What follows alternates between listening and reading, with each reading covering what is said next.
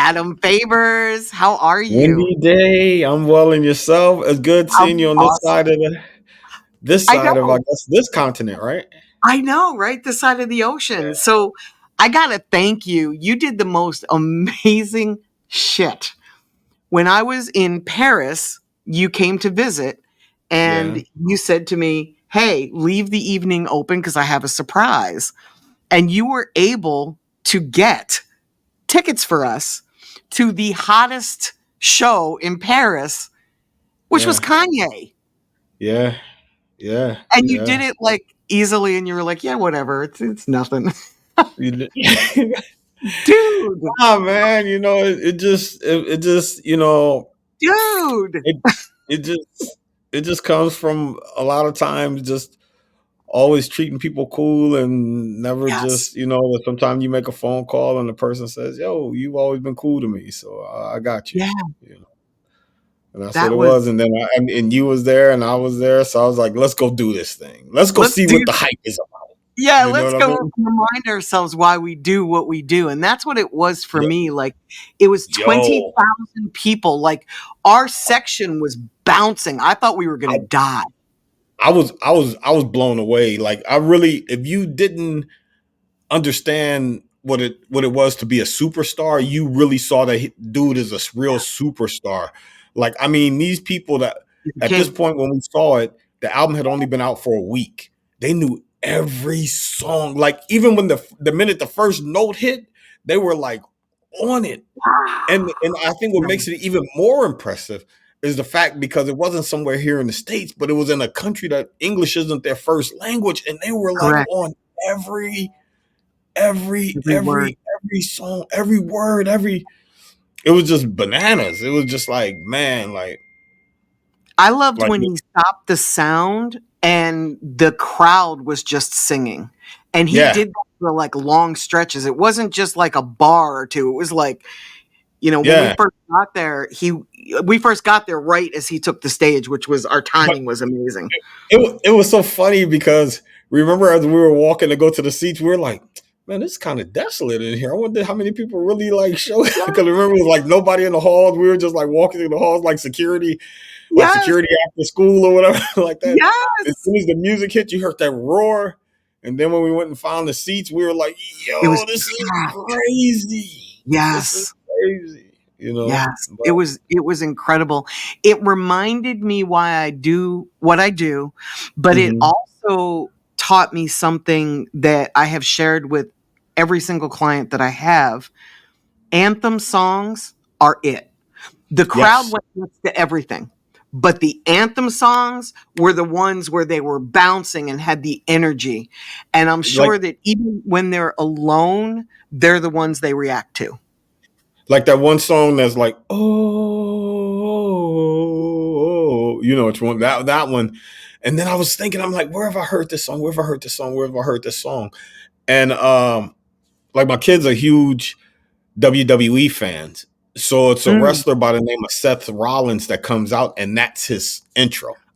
Oh, okay. That's his intro. Like he comes. That's why I'm like, what did I hear Okay. this? Why did I know this? And that was it. So but overall, it was a great performance. But It was another thing amazing. I found out though too is that some people were upset because they said, well, he didn't perform because I don't think that they understand the concept maybe in Europe or other parts of the world of a listening The session listening party, versus a yes. real concert. But they went bananas over like even the classics that he you could tell he was in his moment because he started playing like a bunch of He the started playing classics the afterwards. classics, and I didn't expect that. I thought it was just gonna be Yeah, the album, bye, go home. yeah, that's what I thought too. And then he Yeah, just because remember it was a long pause after the last track, I thought he and then left. yeah, I thought he left as well. And then the I house thought he lights left. never came on, and then you heard, he went into the classics after that point, and it was Yeah, just like, oh man, yeah, it was yeah, incredible. Thank you. it was incredible. No, you're welcome. Come on, you one of my people. We go back like 20+ years. No, Yeah, we you know what I do, we do. So, mean? will Yeah. you talk about that? Not about us going back, but will you talk about, like, how you got into the music industry and what attracted you and your Yeah, like history? what how I got into the music industry. I've always loved four things in life, even as a little kid. as a little kid, I've always loved cars. I love dogs. I love girls, and I love music. As a young kid, In that order. right? And maybe not in that order. Sometimes it was, highs and lows, but those were like the four things. And as a Mm, kid, I was really shy. So a lot of times, really? really, really shy. I'm still really shy, but I'm not shy when it comes to work. Okay. Like if it comes to work, but like if it comes like if I see a girl or somebody, I'm like, I got that little voice, like that inner, Yeah. you know. But yeah, but when it comes to work, because I guess Wow. it's a different mindset. So what happened was music was my voice. So if somebody asked me, well, how do you feel? Then I would say, listen to this because it's explaining how I feel. And I've always felt like we've been married. Like music and I've been married for a long time because it was always my form of expression. Yeah. So it was something I loved to talk about. So it was easy for me. So when I ended up getting into a business by a guy that you and I both know, Kevin Black, and that's when he resurfaced after he did his Death Row things, and then we went to EMI, and then I remember I'll tell you a funny story, right? So we see each other out, and then he's like, "Yeah, I'm going to EMI. I may have a position for you to come over there." And I said, "So what I got to do?" He says, "Well, you got to work college radio." I said, and that's when college radio was really big. So that's when Right. you had hits and you had CMJ and you had all. So then I said, "Okay." I said, "So what I got to do?" He says, "Basically, you got to call DJs around the country and talk about music." I said, "That's it? I just got to call and talk about music?" And I get paid to do that? But no, no, no. Here's the caveat where it got funny at, right? So at that time, too, I was producing a show on the beat in LA at night on the weekends called The Love Affair with Kevin Slow Jam and James. So I was always just surrounded by music, right? And that was, like what you don't see anymore, kind of almost in the vein of a quiet storm. And then what happened was, so I say to him, I said, "So how much does it pay?" And then I'm black the way that I know black. He was like, "Motherfucker, what?" He was like, uh, "Pay you?" He goes, "You pay to go to college, right?" And I was like, "Yeah." He goes, "Well, motherfucker, you should be paying me because I could teach you something that maybe one day." He goes, "I could teach you something that if you really learn it, that one day you could feed your family forever." And I said, "Well, that sounds like a plan to me." You know what I mean? So I love it. that's so we went through there, and who knew that this was going to be the future? That And EMI was the learning first. under Kevin Black is like going to Harvard. Like he is Yeah, the consummate promo guy.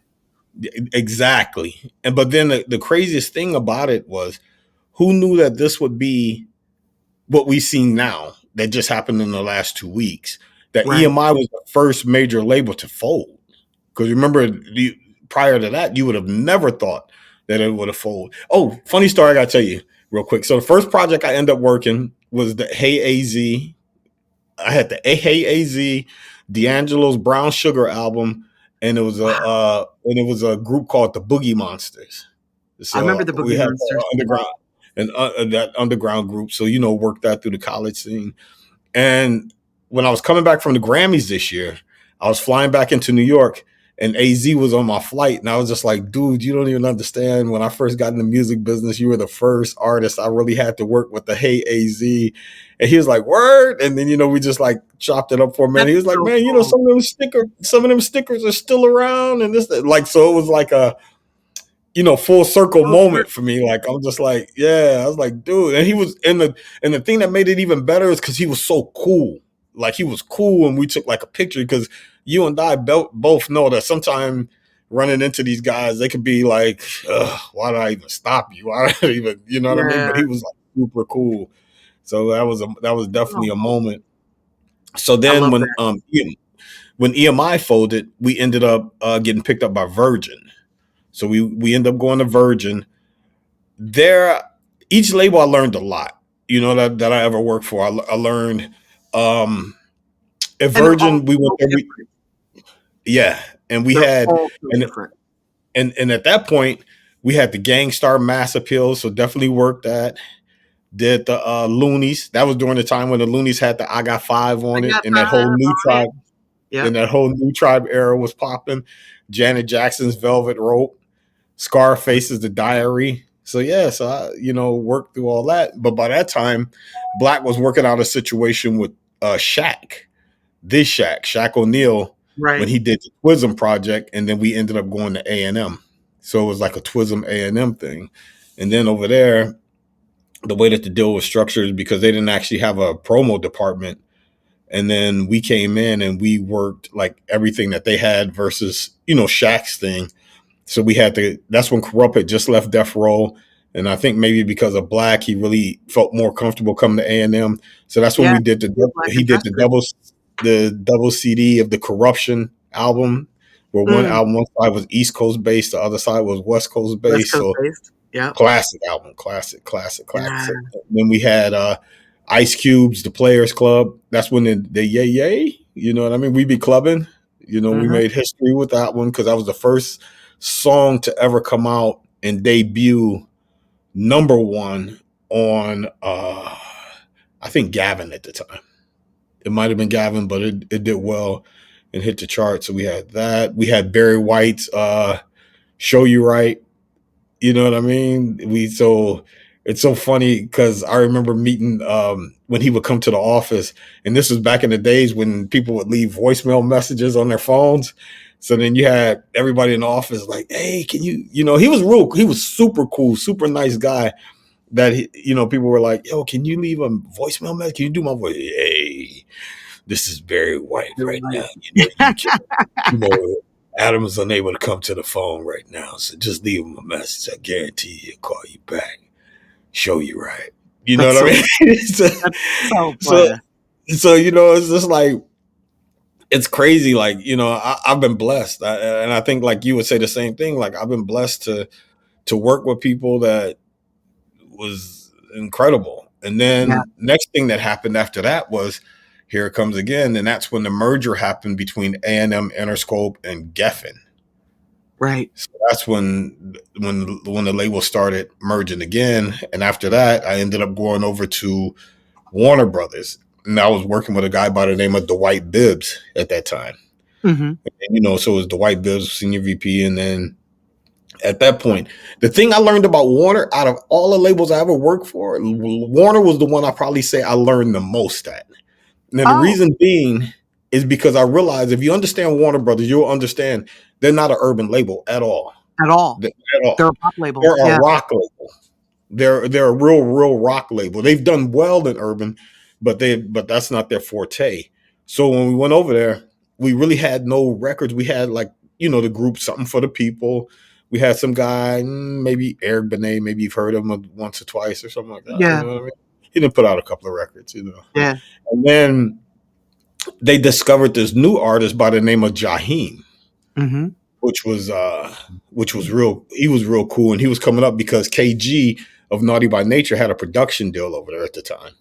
So he Yes. brought him in, and then so he brought him in. But the reason why I say I learned the most at Warner is because Warner had a hell of an incredible, only second to Blue Note, jazz department. Warner's jazz Oh, I department was didn't know crazy. that. Yeah, they Oh, had Norman Brown. They had Norman Brown. They had Boney James. They had Earl Klugh. They had Peter White. They had like their jazz department was second to wow. none. Second to none. So a lot of the times when they got to pay you and you don't have a lot of these records to per se work, R&B, hip hop or whatever like that, rap, then you got to learn to work some of these jazz records and whatever. And the thing I learned about jazz and That's gospel cool. is that with jazz and gospel, they can have an album. You can have one song that can be on the charts for literally like 2 years, two and Mm. a half years, depending on how long it is, because it's a very slow moving, but their fan base, So imagine you're an Oh, artist and you put out an album, you in 2022, you could still be touring off of it on 2024 because your fan base is going to definitely follow you. But it was cool, and a lot of these jazz guys were like super cool. Like I remember just having conversations with Norman Brown and Boney James and all these guys like that, and it was like dope. So, and then from there, you know, amazing. I was there. I think maybe 2 years. Got the Jaheim Ghetto Love project off the ground, and then from there, I went to I was indie for a minute. for probably about 6 months, and then I ended up going to Interscope with Black. Black ended up bringing me into Interscope, and then from there, it was so funny because me and 50 and I pretty much signed the same week. Like the week I started working there is pretty much, I think, when his deal had Oh, pretty much okay. done. So you were So with then, him since the beginning. yeah. So then what happened Okay. was, which was funny, is because when he was there, I remember people in the promo department, and that's when, that beef was really, really heavy. And that's when the people thought, is he really wearing a bulletproof vest because he's, as a prop? And it was like, nah, that thing kind No, of real. that was real. That was real. And so then, With a bulletproof vehicle. Yep. and so exactly. And so then what happened was, And rightfully so. and rightfully so. And so I remember that people were like, promo departments were like, no, I'm gonna give me a bulletproof vest. No, I don't want to go out with him. It was like other reps in there. You know how that was the good old days when you literally took an artist on the road to break them. And it was Yes. like, I don't want to go out with him. I don't want to go out with him, whatever. And they're like, who wants to go out with him? I was like, I'll go. And they was like, you'll go? It's like, yeah, I grew up in the hood. Like, what am I? You know what I mean? I'm good. I'm good. I kind of know a few people around this country a little bit. You know what I mean? Yep. So Yep. And you they had were no like, beef. It I ain't got wasn't no your beef with beef. anybody. It wasn't Yep. my, so you know what I mean? So then we went out, and I literally went out with him for 2 years. Like everywhere he went Wow. stateside for 2 years.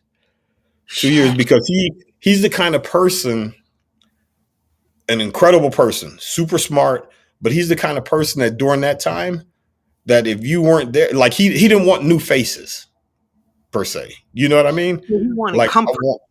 I want comfort. I want to He know wants that to know his if this is team. my person, this is my person, and this is my person, and this is my person. So, I whenever he get would go out, he'll just, you know what I mean?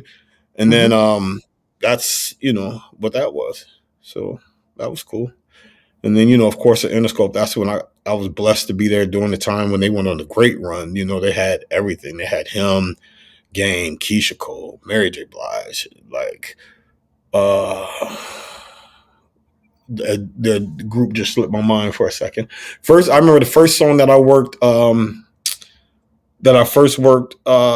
I went to Interscope was "Where's the Love" by Justin Timberlake and Will I Am's group.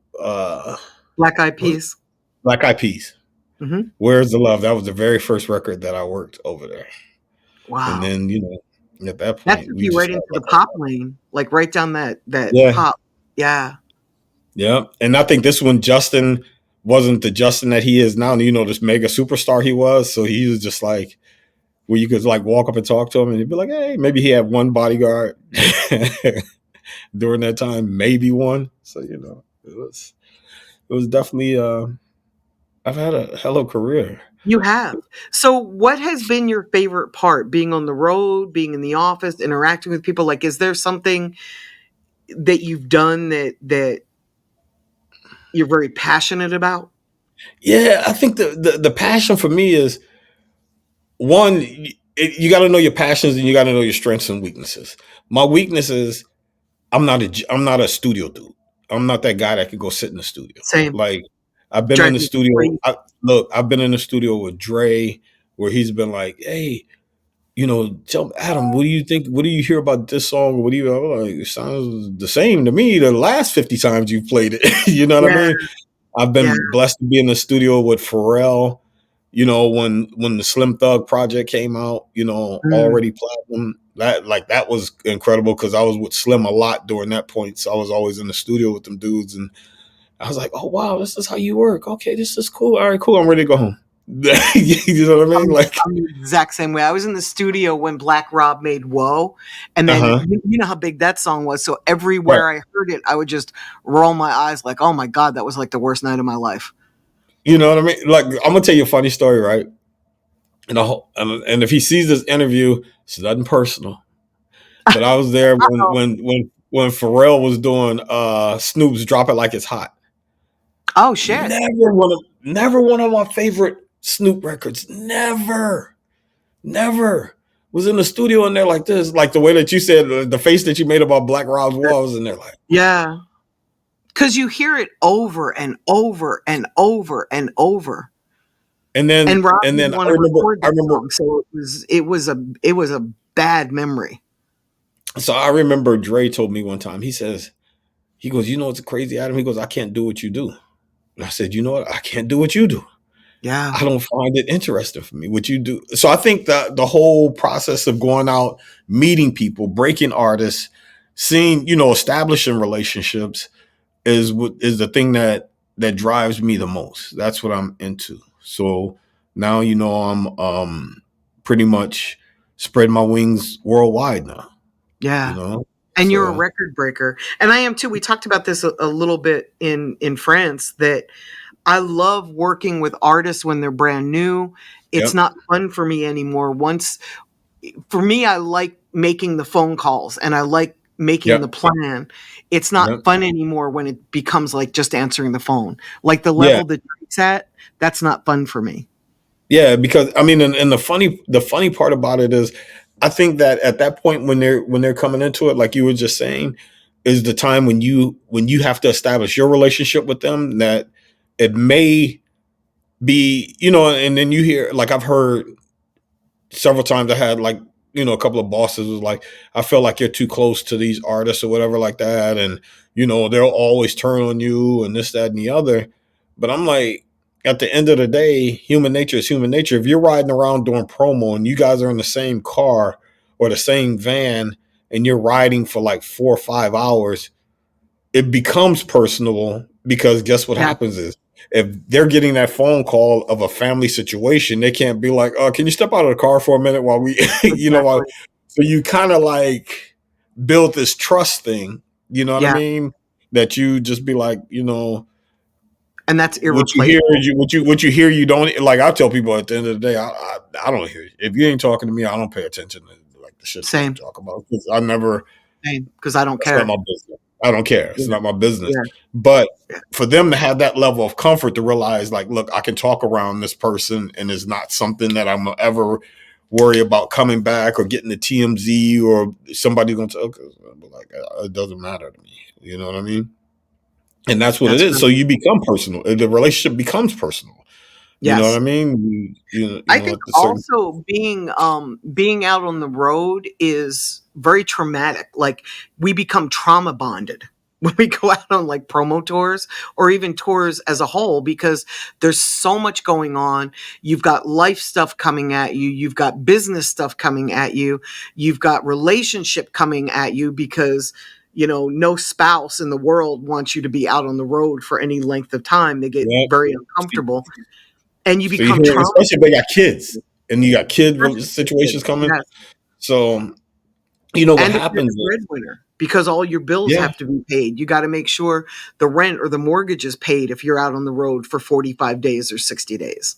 yep. It's just You it's a know, it's different it's a different beast.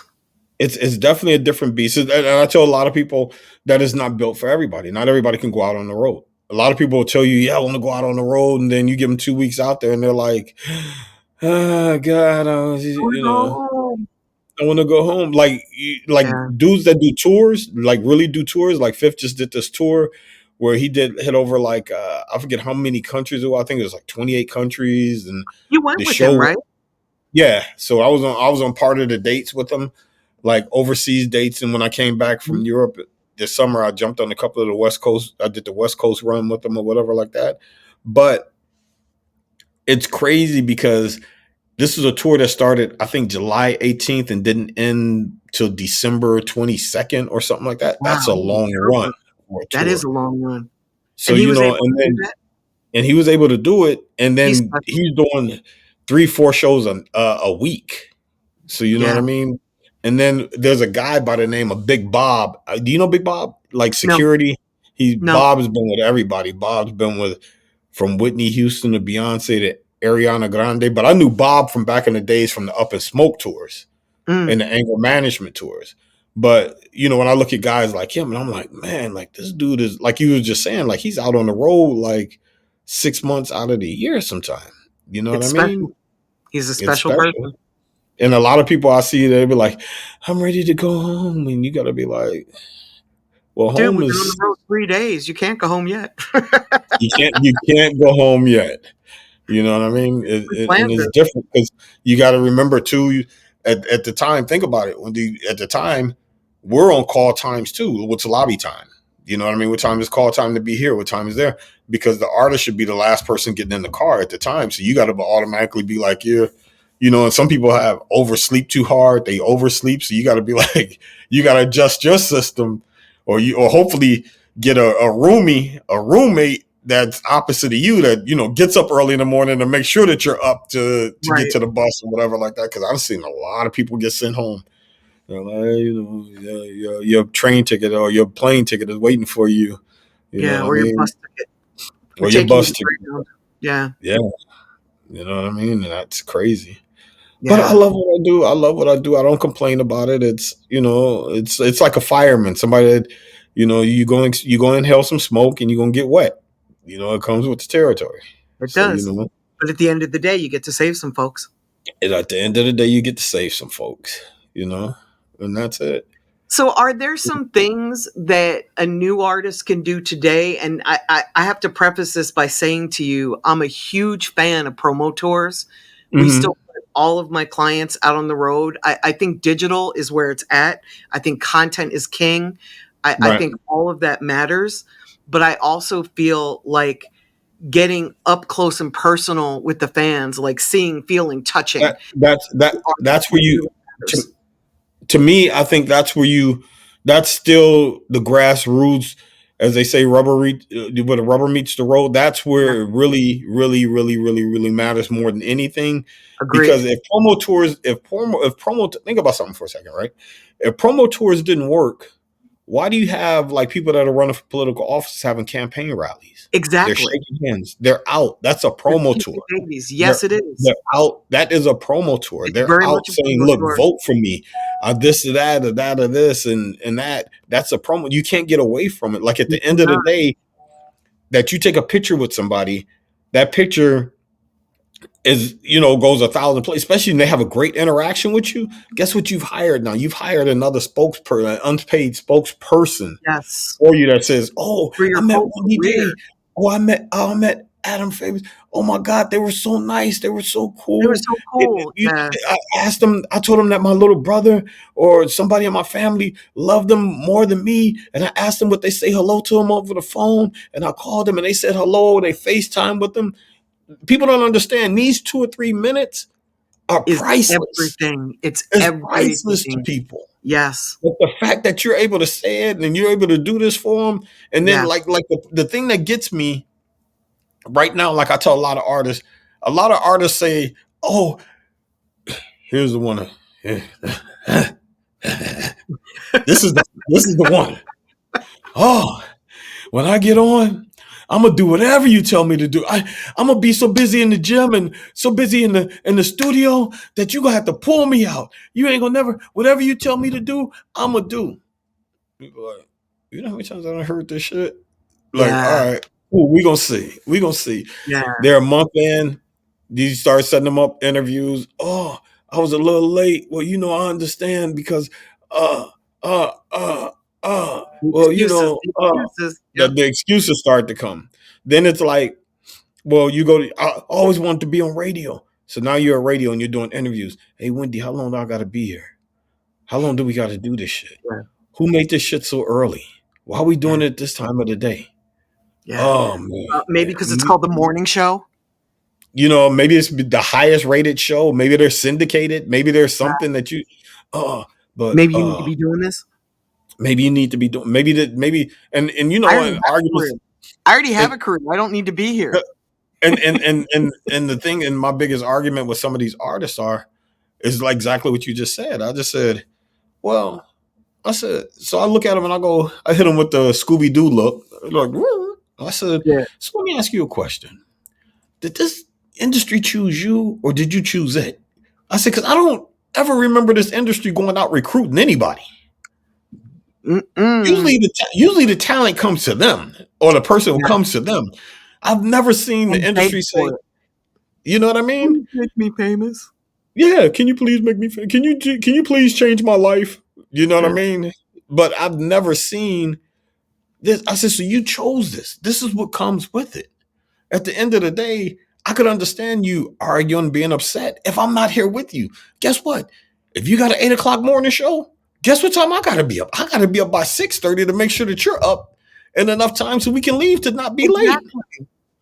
You know what I mean? And I think a lot of artists don't understand or appreciate sometimes the things that we do in this situation, because you'd be like, you know what it is? It's not because of you and your song. They've seen a bunch of, it's my relationship. Like Wendy, like it's your relationship that opens those doors that get that interview.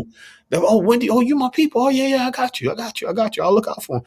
They don't even know time. 9 times out of 10, know nothing about the artist. They know about you and Die and getting it in. And they're going off of our cloud of saying, hey, If it's important to we you, it's interviewed this important person. to This me. Yeah. yeah. You know what I mean? And I think a lot of sometimes, Yeah.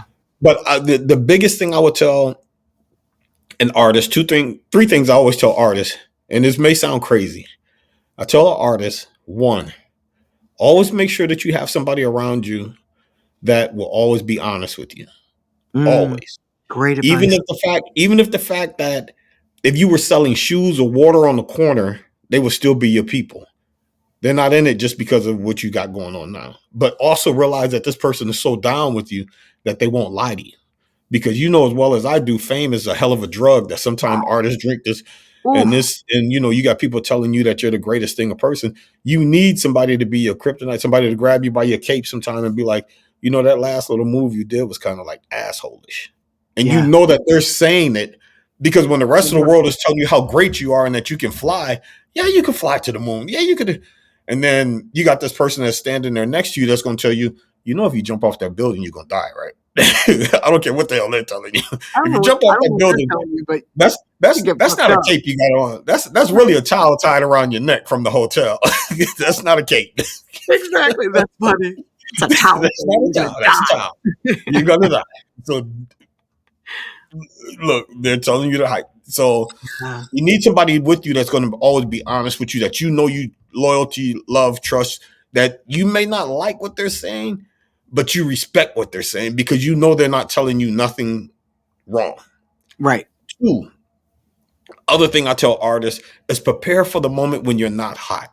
Start preparing for it now when you're hot, Mhm. so that when you're not hot, if you want to if you get used to living a certain lifestyle, then what you need to do is you need to start preparing for that lifestyle for when you're not hot. So artists don't understand that when they're hot. And I tell people like this, I said, let me ask you a question. I said, prior to Michael Jackson dying, he wasn't hot. When Mike died, then everybody discovered how great he was again. Think about that. And I said, do you mean to tell me that you feel like you're going to be bigger than Michael Jackson? You're going to be bigger than Prince? These are iconic people. And if you feel like you're going to be bigger than them, and they weren't hot when they passed away, they weren't hot. So you have to prepare yourself now for when you're not hot, that if you want to live a certain kind of way. You know what I mean? If you used to investment, do, certain little things. You know what I mean? And then the other thing I always tell people is always be kind to people. Being Yes. kind is free. Be Yes. kind. Yes. That's the three biggest things I'll tell them. Amen. Like, be kind. You know what I mean? If you don't feel, I get it. I get it. Everybody's human. You have days that you don't want to do this, that you don't want to do that, so this, that, and the other. But remember, at the end of the day, when you're talking to your fans, remember what your fans are doing for you that you're not doing. You're entertaining them, but they're paying you for your house. They're paying your bills. They're paying your car. Like if you got kids, they're taking care of your kids. Everything. Be kind. That's free. Just a simple smile and a handshake. When we touched upon it a little earlier, but that's free. Yes. Be kind. Have somebody around you that you know is going to always be in your corner no matter what. And the other thing, prepare for when you're not hot. Because Because it's coming. everybody, that's the three things. Because Yep. like I said, again, you and I have been around to see it all. Yes. Yes. Yes.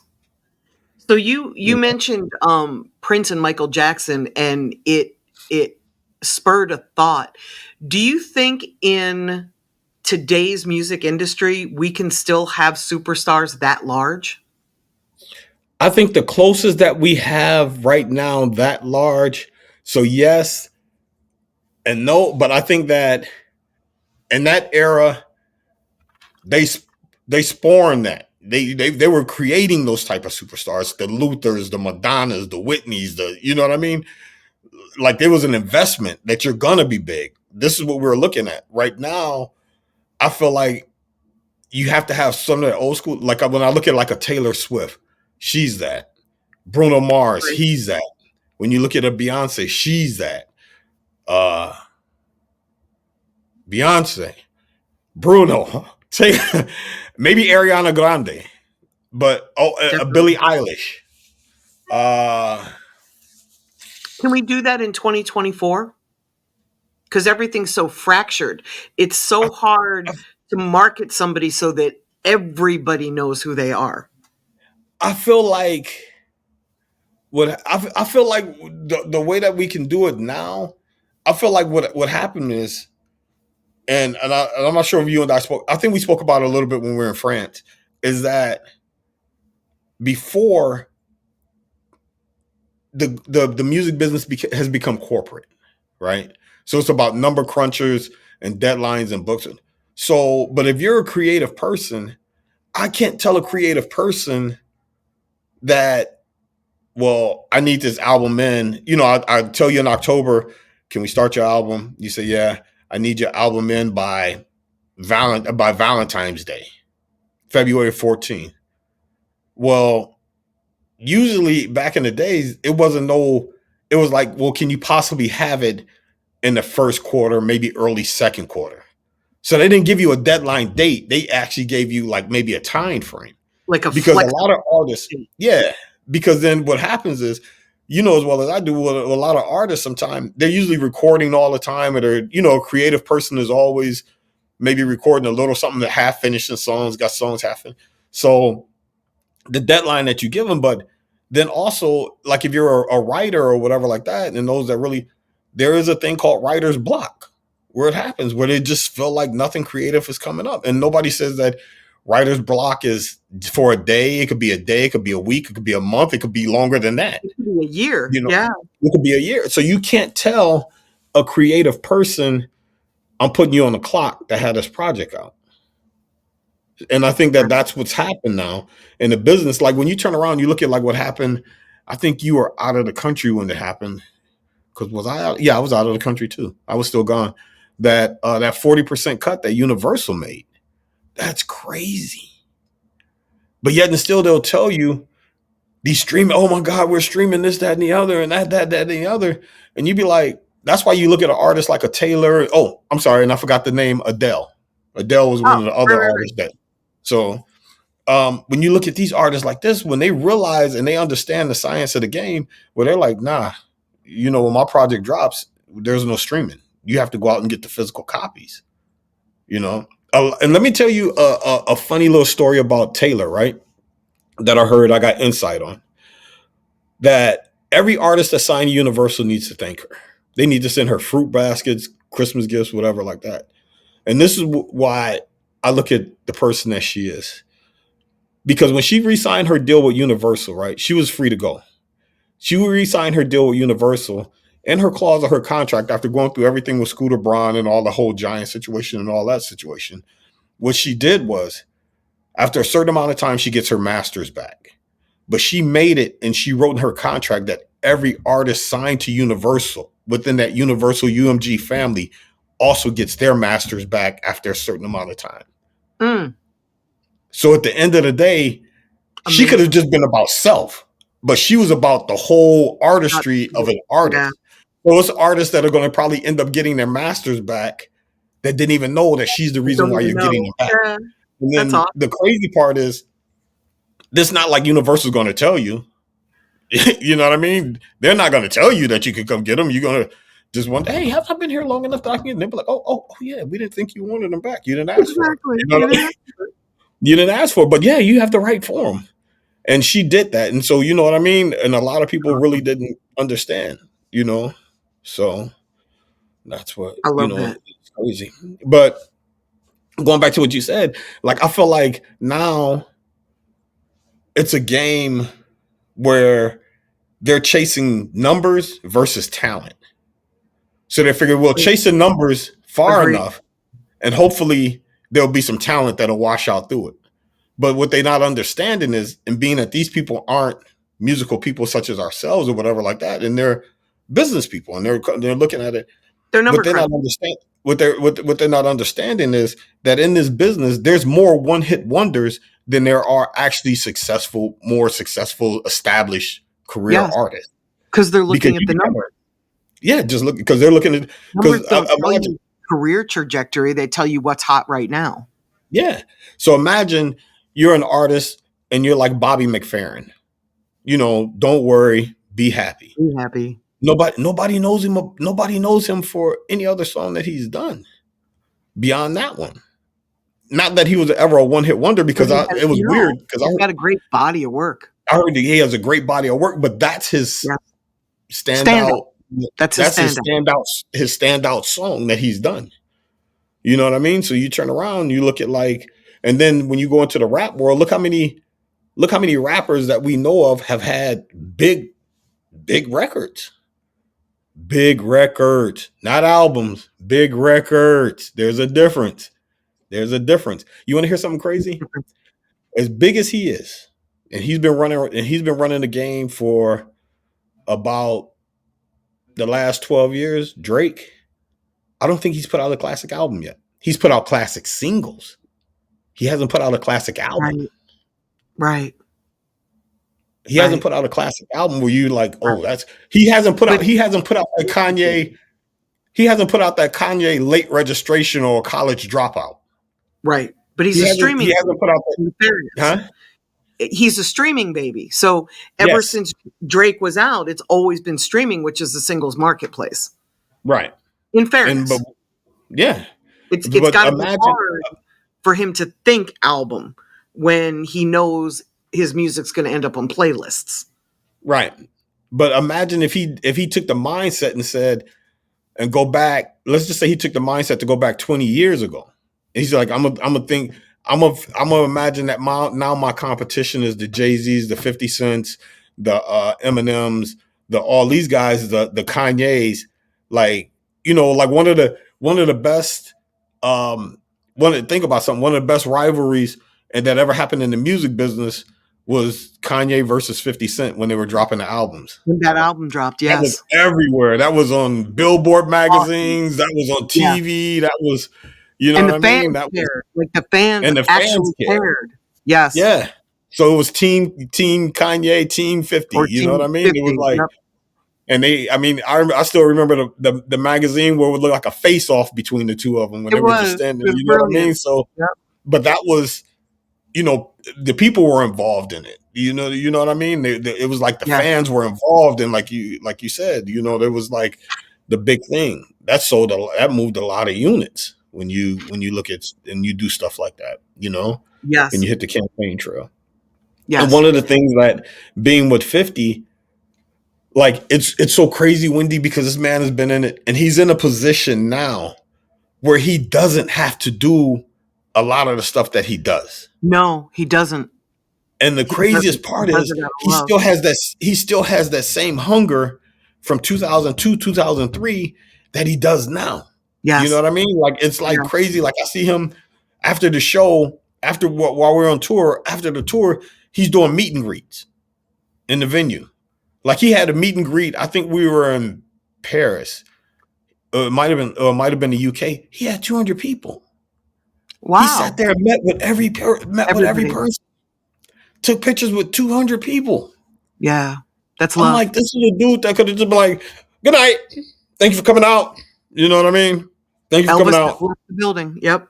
Elvis has left the building. No, this dude is like, so I think he gets it. And I know he gets it. And then, and that's why, like, when you look at fans, and sometimes people will be like, oh, well, he's not as relevant. You'd be like, no, remember something. And I tell people when they be like, well, he's not the relevant as such and such as the little babies and this and that and the other. And I tell people all the time, remember something. Last year, your most successful tours were LL's Rock the Bell, Old School, right?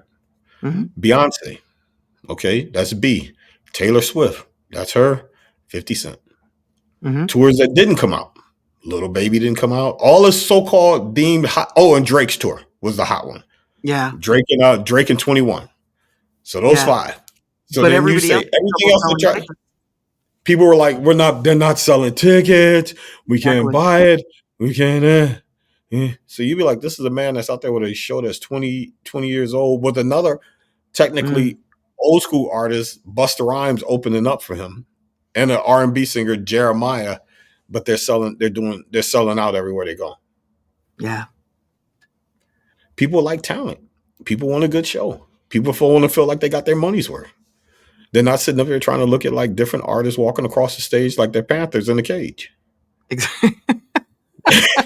Exactly. Oh my God, You that's know, exactly what it is. Yeah. you know. But That's yeah, so true. but and then if artists don't pay attention, the reason why I stay on the move all as much, Wendy, like I use, you're like, man, Adam, you stay on the move all the time. Yeah. Every time I see I you, love you're somewhere. The reason why is because what do we say in this conversation? The entertainment business didn't come get you. You went to it.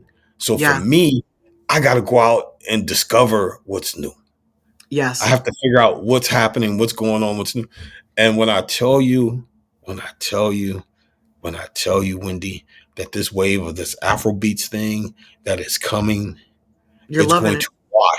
it's going to wash over like anything. Like it's and the craziest part is this is one of the rare times where America didn't dictate to the rest of the world an art Right. form. Right. This is an art form that's coming from Africa It's through coming from, Europe yes. into the US. So what's going to Yes. happen? I tell people, I said it's like the South, how long the South has had its run and dominating the rap business. I said it's because the South always said they knew how to pivot, like almost like in back. So they'd be like, oh, this is the Atlanta sound, this is the Houston sound, this is the Memphis sound, this is the New Orleans sound, this is the this sound, this is the that sound. But guess what? We're all still the South. They're all screaming the South, but they're giving you different forms of it. Where the East Coast was the East Coast, the West Coast was the West Coast, the Bay Area was the Bay Area, but the South, Texas don't sound like Georgia. Many Georgia times. don't sound like Correct. Memphis. Memphis don't sound like the Carolinas. You know what I mean? Correct. So it's all, so that allows them to. So what's happening now is you're finding Afro beats, and then you're looking at a guy like Burner Boy, and you're looking at a guy. But you know who's a huge Afrobeat artist that I'm gonna blow your mind and tell you? And I had a chance to tell him, and I said, dude, I didn't realize that you were huge in the Afrobeat world. Ed Sheeran. Really? Ed Sheeran is on some of the biggest Afrobeats records ever. I didn't know that. That's He's got awesome. records. He's got records with him and Burner Boy. He's got one record that's out now. Him, Burner Boy, and Central C. He's Mm. got another record that he did called Peru with this kid Puma. Huge. He's got like I told Ed Sheeran, dude, you're so dope. Because I said, so how did you do it? He said, I went to Ghana for a month. And I started meeting with, he goes, and this is what I said, having foresight. If anybody that watches this, you got to have foresight. A lot of times you got to invest in yourself. If you want to have a career in this thing, invest in yourself. The man said, I went to Ghana for a month. I went down there, met all these Afrobeat artists, humbled myself. They couldn't really pay me what I would normally have gotten as a feature, but I went down there, humbled myself, and got on records and built relationships with these guys. So that by the That's time these awesome. records start coming out, he's huge. Like he has big records That's with so Afrobeat awesome. artists. And what that's going to do is it's going to use his star power to bring Afrobeats into the mainstream. Like it's a And win-win for everybody. exactly. And then guess what happens is that now artists that were people that listen to Afrobeats that may have not been on the edge, that may have not been Ed Sheeran fans, would be like, oh, dude, this dude is dope. Let me go check out some of his other stuff, and vice versa. You know what I mean? So, Yeah. so, That's but awesome. yeah, but it was, yeah. So what I'm looking at right now, I know several really big Afrobeats artists, but they're French Afrobeats artists, and these guys, like when I tell you that they're big, Wendy, that these dudes do stadiums. They don't do arenas. They don't do like Barclays or Staples.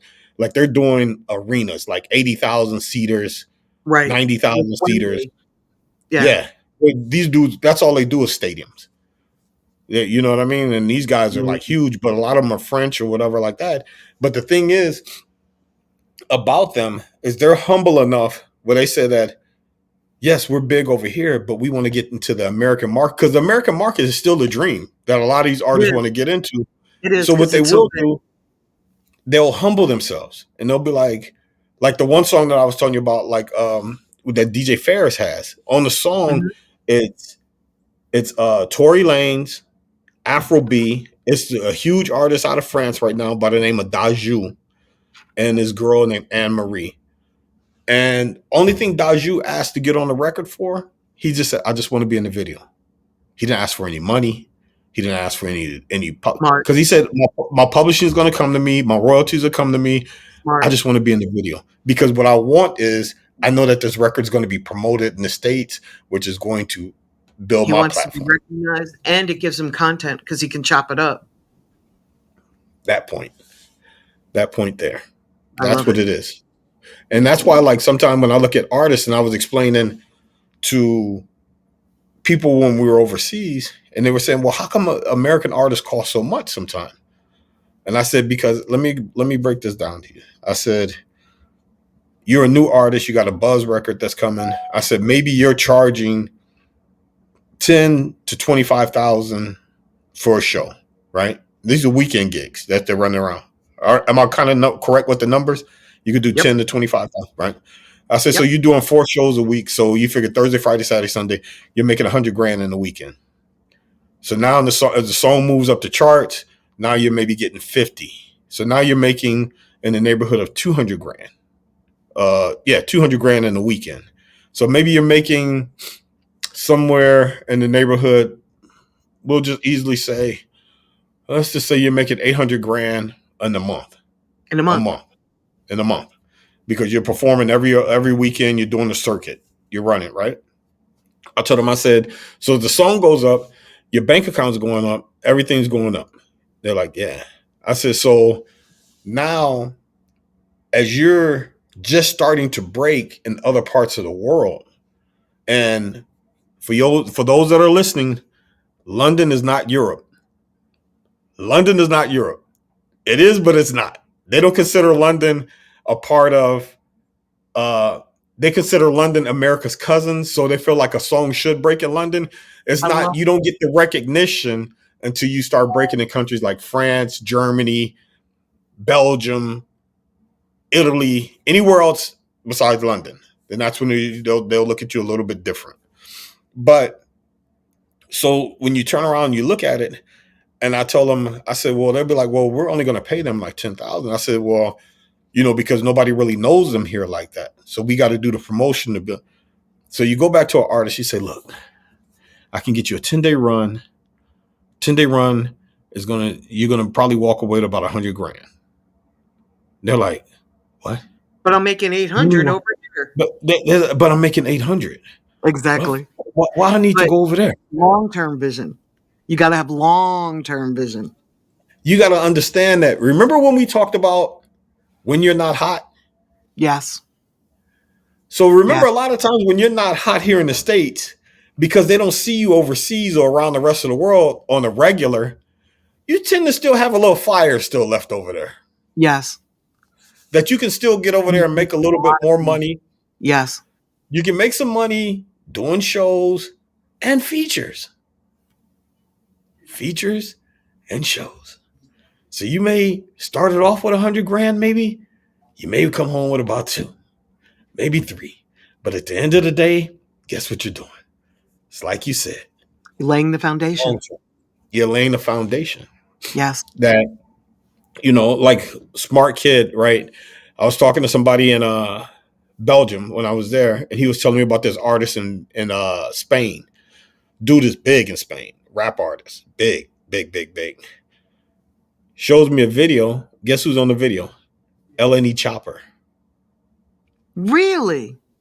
Smart. He's on one of the biggest Smart. Spaniard artists.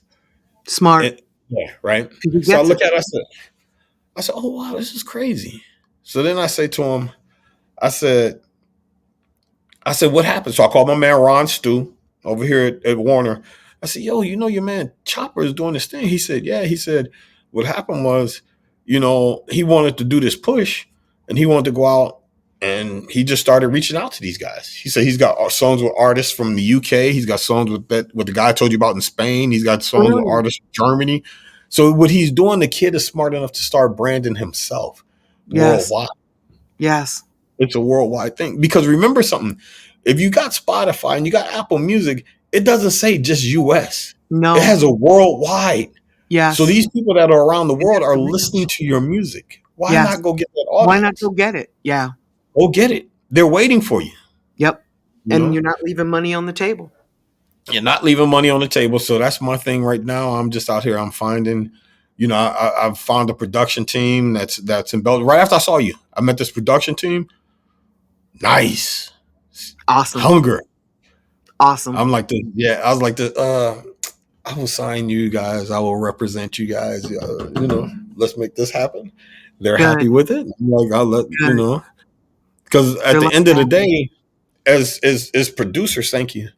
As producers, sometimes you're even bigger than the artist in a sense, because if you're sending a track, your track can be used for so many things, For so commercials, many. movies, Yeah. so many different things that don't necessarily have to be stuff that you're looking for on radio or streaming, you know? But yeah. And they're coming with a different sound.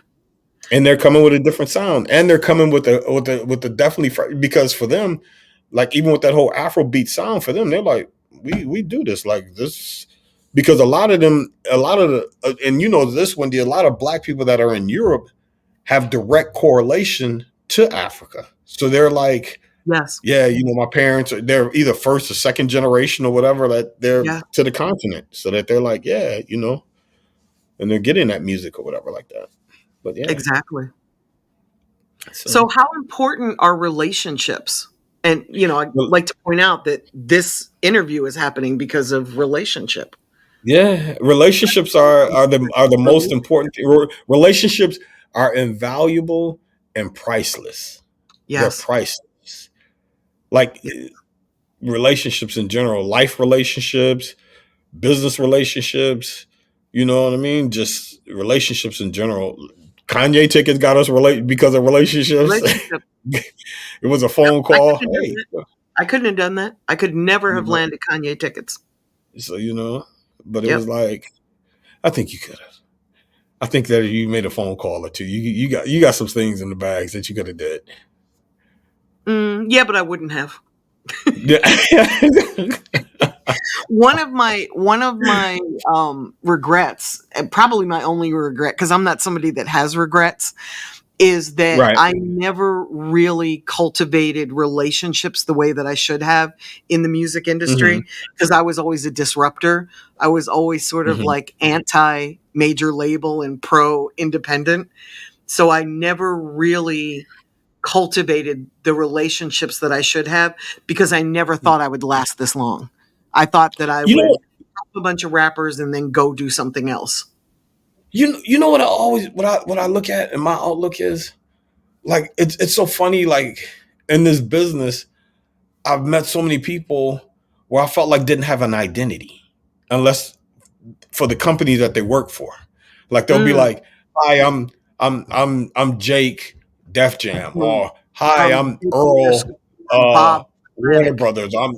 And I always was like, and I always wanted to know the person. I didn't care about what you did. So Same. I always want to know the person. So I was like, "Hey, Wendy Day, how you doing?" They'd be like, "That's Wendy Day for Wendy Day. She's done X, Y, and Z." I was like, "For real? Wow, that's great. No, that's Wendy How Day, do you your know Wendy? friend.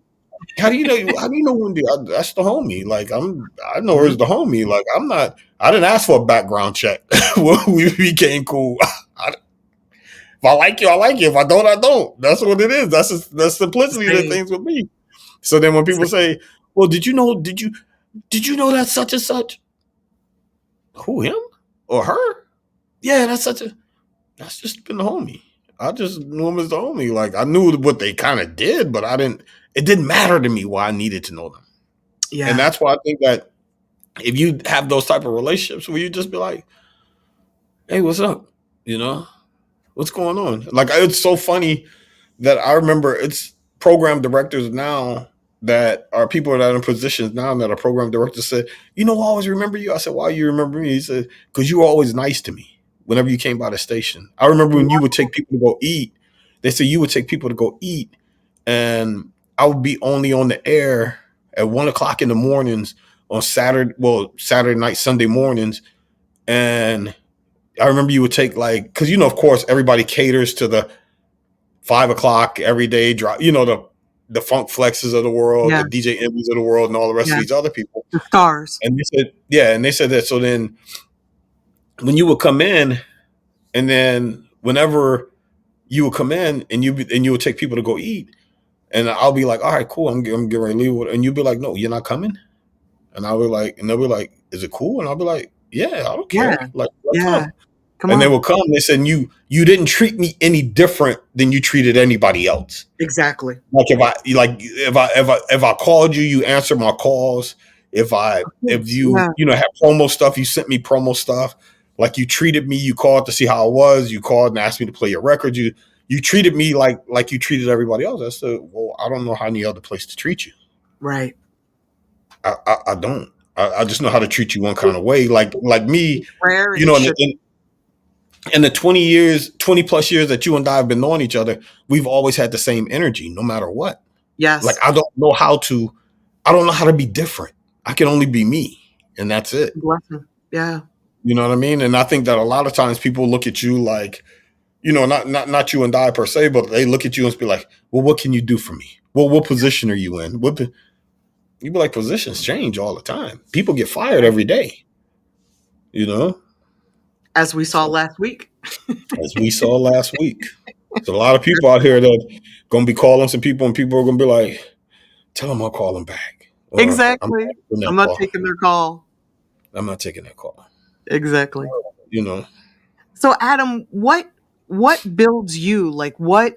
And I'm not talking about work stuff now. I'm sort of I'm coming into Adam Favors the human being. Are there books or philosophies that you follow that have made you the person you are today?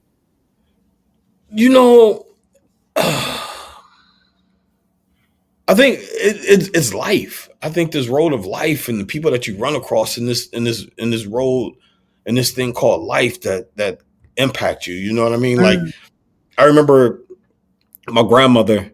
I was probably about like 5 or 6. I was born in '68, so I'm right at the end of like the whole civil rights movement or whatever like that, right? So I remember something that happened on the news, and I was probably about 5 or 6, and then my grandmother told me. Now, me being a biracial dude, half Puerto Rican, half black, so I'm looking, and then my grandmother, she tells me, she says something had happened. I forget what it was per se, and then. I might have said like, well, why are white people so mean or whatever like that? And I remember she stopped me and she said, don't ever think that. She goes, never judge a person by the color of their skin because God made that choice.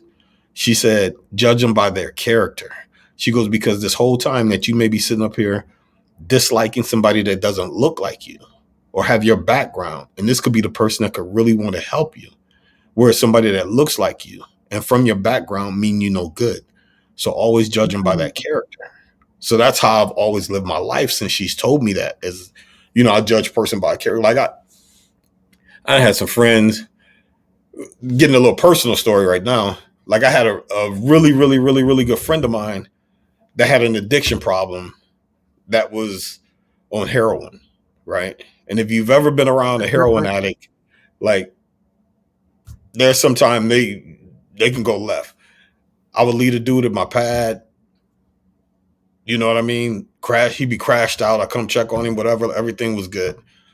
But we were friends. So I'm like, as a friend, I saw beyond whatever. A friend is somebody. So then what happened was uncle. He came up during the crack epidemic. He didn't have nowhere to stay. So I let him stole out of my house, whatever like this. Now my friend, the one that was never touched anything. Never stole, never did anything. You know what I mean? Always respected the pad, never shot up, never did. That was just like character. Character. Yes. You know what I mean? So I was just like, Great examples. Yeah. And I'm just like, Great that examples. was so I always judge people just on the person. Mm, And that's what it is. So these are the things in life that I'm big on respect. I'm big on loyalty. You know what I mean? Those are my caveats. Definitely respect, loyalty, and honesty.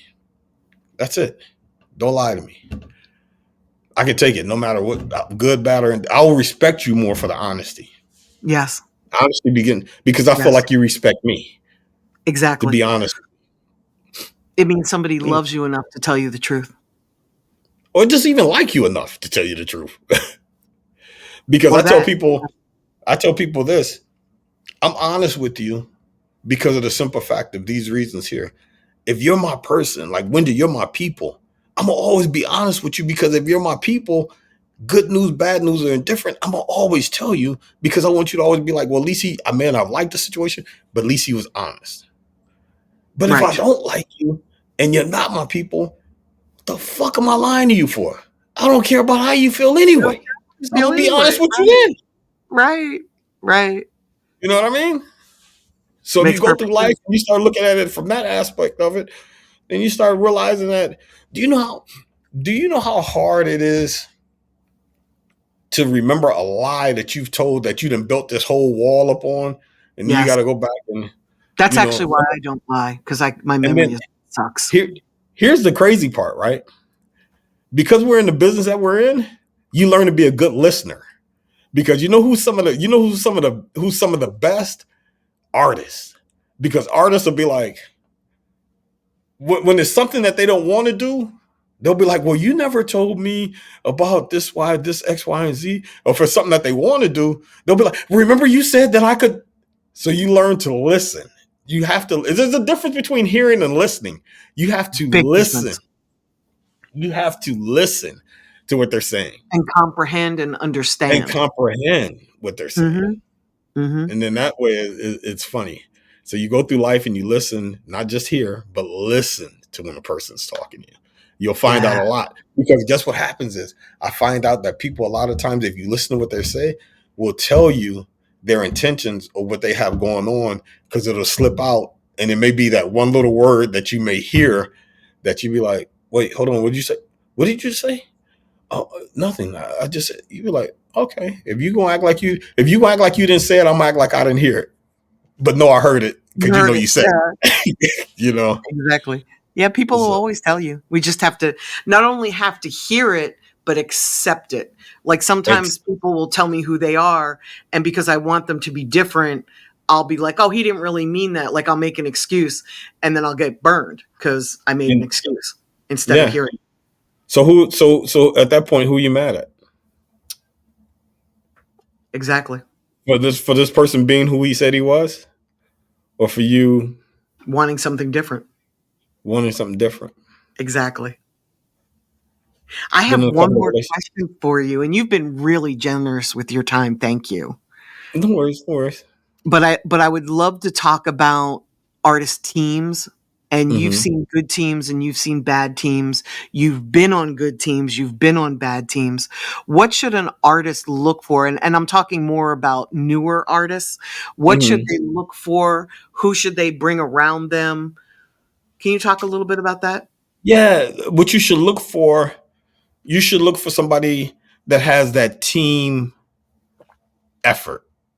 Team, not I, not me. It should always be we and team. You should understand that everybody, put it like baseball, right? Everybody should know play their position. The pitcher pitches. The pitcher isn't the catcher. The catcher isn't the pitcher. Third base, second base, first base don't play the outfield. Right. Outfield plays the outfield, left field, center field, right field. You know what I mean? Shortstop. Everybody plays their position. So if you play your position, then whoever that this thing is behind, if we're Team Windy Day, then everybody should be moving almost like in an ant colony to move the queen, to move Windy. Everything's about protecting and certain. It's protecting the golden goose. That's what Mm, it is. You have to understand that. Yeah, You know, and if you and if you, but you also got to understand too, and don't fall into this, that sometimes you can have a bad leader. Yes. And that if you realize that the person that you're championing isn't worthy of it, then it's cool to break away. That's cool. Yes. Because if you realize that, you be like, oh, this person is just foul per Yeah. se. You know what I mean? Let me Yes. just let me just, as in the infamous words of LeBron, you know, me being born and raised in Cleveland, I'm taking my talents elsewhere. You know, and that's it. But by that time, hopefully you've built some really great relationships that your talents will be appreciated and respected somewhere else. Right. Right. That's what you want. But you have to focus and you'll see the team. Because if you're around the team every day, I'll always say like it's like dating. The first month and a half, 2 months of dating, you're meeting the representative. Yes. She's meeting your representative, you're meeting her representative. Everybody's like, hi, how are you? What's going on? Oh my God, you look nice today. Oh my God, you smell beautiful. By that third month, the doors may not get opened as much as they used to during the first two. You know what I mean? It may not be like, well, where are we going to eat? It'd be like, I'm going over here to grab something to eat. Do you want something? Right. You know, certain things Right. happen. So if you watch your team and you see how you move, but you also got to, like I said again, don't be loyal to default to somebody that's not loyal to you. That That was loyalty the thing should hardest go both lesson ways. for me to learn Yeah, because I am a very loyal person. It was very hard for me to learn that it's okay to move on when somebody doesn't have the same respect. I especially realized it during COVID. When COVID hit, I was working with an artist that had 5 kids. And my immediate concern was, oh my God, oh how's he shit, going to feed his kids? Yeah. right, And I immediately worried about him. I forgot right, to worry about me. right, And as we were going through COVID, I realized that he also only worried about him and right, really could give a rat's ass about me. And right. that was kind of a wake up call for me like, oh shit, it's not reciprocal. Like, I've been doing all this for 2 years and it's kind of fuck me. People will take, and take. Yes. You have to watch the signs, and Yes. then look, then we'll try to make you feel bad that they couldn't take from you no more. What do you mean? That's exactly what happened. What do you, Wendy? Yeah. What do you mean you want to leave? Yeah. Have I not have you not been entertained? Have I Exactly. not been there for you? No, Exactly. no, you haven't. What do you mean I haven't been there for you? Didn't When we went to go eat, didn't I tell you it was okay to get yourself something too? Actually, no. You know what I mean? Yeah. So, but Yeah. yeah, you just gotta watch people, and people will give you signs. That's and They you know, will. They will and tell you you know, who they are. and the cool thing about it, what I've come to realize is it's cool to bow out gracefully. You know what I mean? I don't have to. Yes. But here's the funny thing about human nature, though, right? When a person realizes that they've wronged you and realize that they've wronged you, have you ever noticed that when you go around them, you don't see anything? You say, "Hey, how you doing?" They become very uncomfortable. Yes. I've They also were, noticed that, and not necessarily with this person, but I noticed they go on the attack. It's like yeah, many people where I've built them to like multimillionaire status and then I move on with my life. And when they see me, it's not all love. It's almost like, how dare you have left me? You only made me 2 million when you could have made me 4 or you could have yeah, made me 6. yeah. And they Or become almost abusive. yeah, like, oh, fuck that, fuck this, fuck him, fuck her. Then you be Yes. like, but she, he, or they walked in the room and they didn't have none of that energy towards you. Why do you have the, what is that energy going on? Yep. 48 Laws of Power taught me that, where people, when they look at you, they have a negative feeling because you remind them that they needed you at one point. You remind them that they couldn't do this without you. So they Yeah. have a certain amount of disdain towards you, because then it's not about their loveliness or their talent or their Right. charisma. They actually needed a team of people to help them get there. And there's a little Yeah. bit of resentment sometimes with that. Yeah. Certainly if you left the Yeah. situation. But at the end of the day, you gotta always protect you. Correct. You have Took to me a long protect time to learn that. you have to protect you. Yeah, took me a You know what I long mean? time to learn that. What do So you do for fun? travel You the travel world. like me. You travel the world. Travel the world. Travel the world, hang out with my kids. That's You beautiful. know? That's So beautiful. travel the world. And then meet new people. I like Yeah, see meeting new the people thing is about me, cool. the thing about me, I like people. I Yeah, you generally like do. people. You love I people. like Yeah, people. Yeah. and you're good at people. You're an And extrovert. and what You're not happens that shy is, kid anymore. yeah, still in a certain kind of way, but Well, it depends on the situation. It depends on the oh, relationship wise.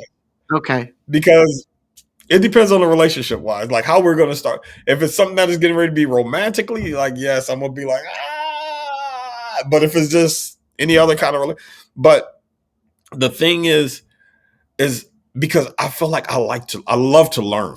I always want to learn something. I always want to feel like I want to learn something new every day, and I feel Same. like meeting different people.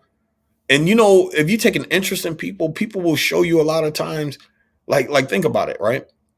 As much as you and I like to travel the world, then you meet people and you be like, "Hey, how you doing?" And they be like, "Well, what do you like to do?" And then we both like food, so you know what I mean in a sense. And people be like, "Oh, you want this spot right here? No, I'll show you a really good spot over here. Come over here. They have really good. Have you ever tried this kind of food? Have you ever tried that?" And then once you get into meeting people and you start understanding them, and that's what I like. I just like to meet people. I just like to. It's funny. A really good friend of mine, she told me, she goes, "You're a people collector." She goes, "You collect all Oh, I kinds of like people." that. People collector. I She goes, like "You're a that. people collector." I said, "Yeah." So I just like to just meet just different people. Like I just like Yeah, to. I find people interesting. they are. Like I sit back, Everybody I has sit a and I story. watch. Everybody has their own story. It's an individual story. Everybody has their own individual story. You're the star of your show of this thing called life. And sometimes Yes. I like to sit back and I like to observe and be like, "Ooh, let me get the popcorn." I love that. Let me get the popcorn. And it's better from over here. And it's better from over here. You know, Because we some of know. you guys like you be like this. Woo! I thought you said that this was a comedy. This is a tragic. This is a Yes, horror story tragedy. over here. This is a tragedy. This is a tragedy. Like That's funny.